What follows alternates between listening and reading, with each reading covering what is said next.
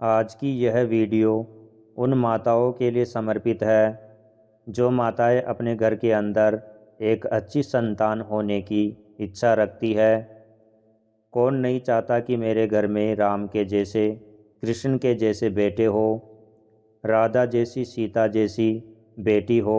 लेकिन अच्छी संतान की प्राप्ति के लिए हमें क्या करना चाहिए? यह सारे नियम हमारे ऋषियों ने, मुनियों ने, शास्त्रकारों ने हमें प्रदान किए हैं। अगर अच्छे संस्कार वाला एक ही बेटा व एक ही बेटी हो जाती है तो वह भी पूरे कुल खानदान को तार देते हैं। माताओं को क्या करना चाहिए कि आपके घर में एक अच्छी संस्कारी और एक भक्त जैसी संतान का जन्म हो। आप माताओं शास्त्र उठाकर देखेंगे तो एक साधारण से गर्भ से माताओं ने अच्छे संस्कारी सर्वगुणी पुत्र पुत्रियों को जन्म दिया है। अपने साधारण गर्भ से ही हमारे शास्त्रों में आप देखेंगे कि हिरण्यकश्यप दैत्य की पत्नी कयाधु के गर्भ से भक्त प्रहलाद जैसा बेटा पैदा हो गया। माता सुनीति ने अपने गर्भ से भक्त दुर्व जैसे बेटे को जन्म दे दिया। माता कौशल्या ने अपने गर्भ से राम जी जैसे बेटे को जन्म दिया। माता देवकी ने कृष्ण को जन्म दे दिया। अर्जुन की पत्नी सुभद्रा ने अपने गर्भ से अभिमन्यु जैसे पुत्र को जन्म दे दिया, जिसने चक्रव्यूह को भेदने की शिक्षा अपने माँ के गर्भ से प्राप्त कर ली थी। काहोड़ की पत्नी सुजाता थी। उन्होंने अपने गर्भ से अष्टावक्र जैसे महाज्ञानी पुत्र को जन्म दिया, जिन्होंने अष्टावक्र गीता का निर्माण किया।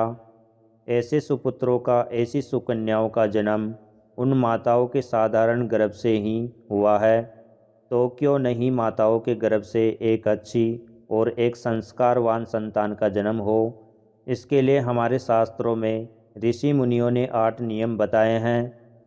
जो भी माताएं ये 8 नियम गर्भ में पल रहे बच्चे के समय अपनाती है तो उस माता को 100% भगवान राम कृष्ण जैसे पुत्र व राधा व सीता जैसी पुत्रियां जन्म लेती है।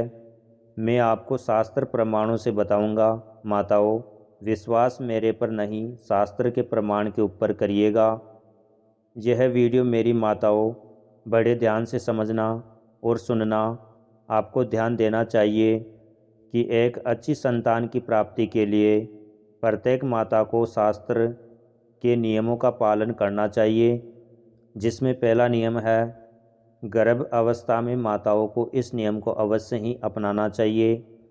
धर्म ग्रंथों का पठन पाठन करना व सुनना, जिसके विषय में हमारे शास्त्रों ने स्पष्ट प्रमाण दिया है। देखिए, हरिवंश कथाम श्रुत्वा सतचंडी विधानतः भक्तया श्री शिवम आराध्य पुत्रम उत्पादयेत सुधीहि। अर्थात कि अच्छे संस्कार वाली, अच्छे गुणों वाली संतान प्राप्ति के लिए जिस भी माता के गर्भ में संतान पल रही है उस माता के लिए सबसे अच्छा साधन बताया गया है अपने ग्रंथों का पठन पाठन करना अथवा सुनना। आप रामायण का पाठ, श्रीमद् भगवत महापुराण, हरिवंश पुराण, शिव पुराण की कथा, दुर्गा सप्तशती का पाठ आदि में से किसी भी दिव्य धर्म ग्रंथों में से आप पाठ करते हैं या सुनते हैं तो यकीन मानिए माताओं, आपके गर्भस्थ शिशु के अंतर्गत ऐसे संस्कार प्राप्त होंगे जैसे हिरण्यकश्यप की पत्नी कयाधु ने भक्त प्रहलाद के अंदर पैदा कर दिए थे। इसके अलावा अगर आप अपने हाथों में माला लेकर या फिर मन ही मन भगवान के नाम का जप करती है, ऐसे दिव्य मंत्रों का जप करती है जैसे ओम नमो भगवते वासुदेवाय, ओम नमः शिवाय, ओम श्री कृष्णाय नमः, अच्छे अच्छे मंत्रों का जप पाठ करती है तो विश्वास मानिए आपके घर में एक अच्छी संतान का जन्म अवश्य ही होगा।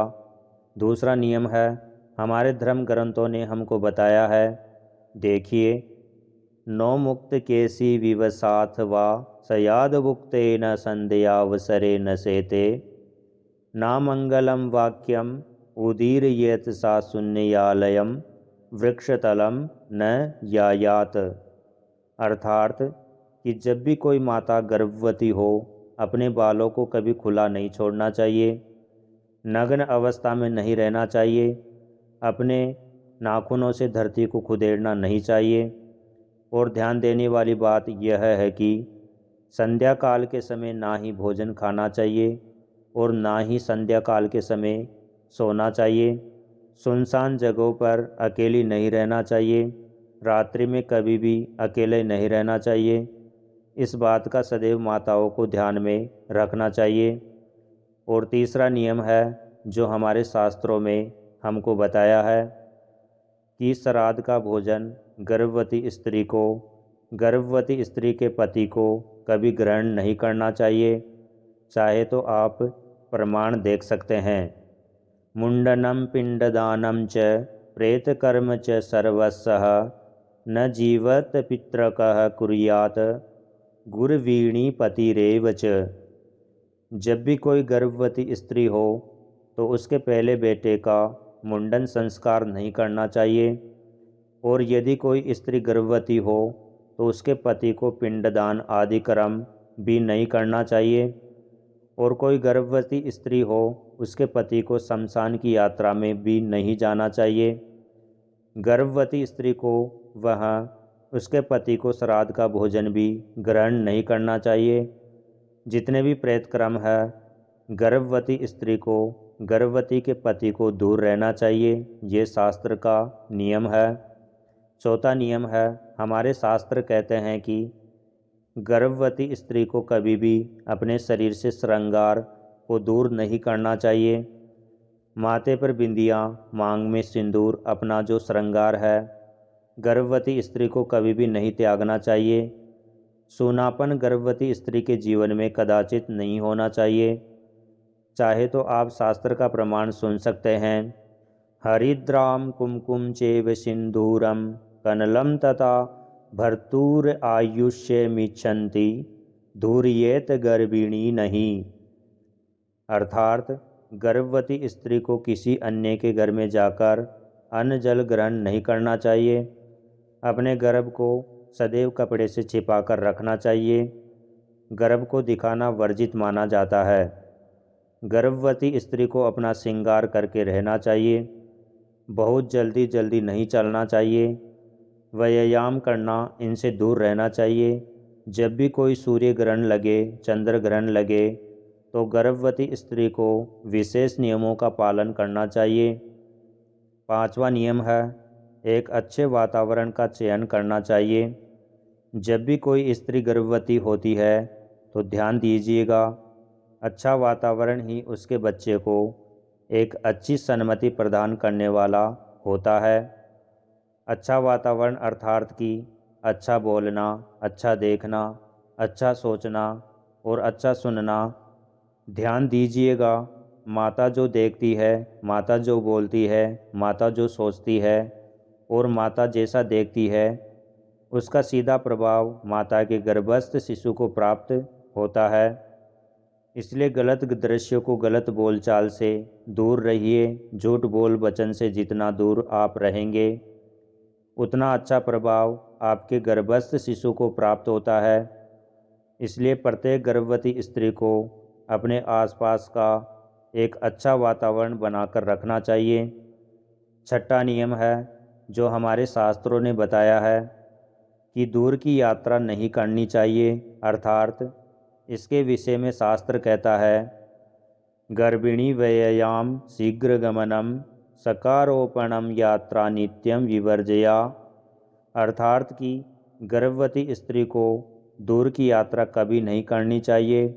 रात्रि के समय सुनसान जगहों से नहीं गुजरना चाहिए और बहुत ध्यान रखना चाहिए।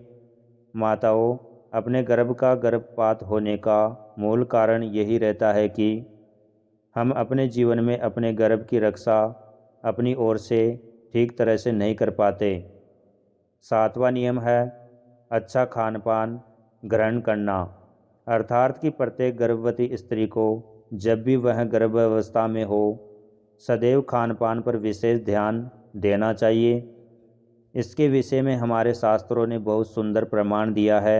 देखिए, कटुतीक्ष्णक सायाणि अत्युष्ण लवणानि च आयसं च व्ययां च गर्भिणी वर्जयेत यदा शामीशमशन्नयतनात् प्रमदापरीर जये दत्तः प्रवृत्ति। अर्थात कि शास्त्र कहता है कि गर्भवती स्त्री को बहुत खट्टा, बहुत तड़क भड़क, बहुत ज़्यादा नमकीन, बहुत ज़्यादा पोषण तीक्ष्ण, गर्म भोजन, ठंडा भोजन से परहेज करना चाहिए। मांस, मछली, मदिरा आदि का सेवन कदाचित नहीं करना चाहिए। 8वां नियम है सीमंत संस्कार, अर्थात कि 16 संस्कारों में से एक संस्कार है सीमंत संस्कार, जिसके विषय में निर्णय सिंधु ने कहा है। देखिए, चतुर्थे सप्तमे मासी षष्ठे वाप्य अथवाष्टमे आदानादष्टमे मासी सीमंतो नयनम भवेत। अर्थात सीमंत संस्कार का अर्थ है कि जब स्त्री गर्भवती होती है तो उसके 6वें से 8वें महीने के मध्य में गोद भराई करनी चाहिए। उसके गर्भ में जो शिशु पल रहा है उसकी मंगल कामना के लिए गर्भपात ना हो, बच्चा गर्भ के अंदर टेढ़ा मेढ़ा पैदा ना हो, उल्टा पैदा ना हो, इसके लिए सीमंत संस्कार हमारे ऋषियों ने, शास्त्रकारों ने हमें प्रदान किया है। सीमंत संस्कार के अंतर्गत गर्भवती अपने गर्भकाल में अपने हाथों से जितना पुण्य करती है उतना प्रभाव उसके गर्भस्थ शिशु को प्राप्त होता है। इस तरह से हमारे शास्त्रों में बताए गए हैं यह कुछ भव्य और दिव्य नियम।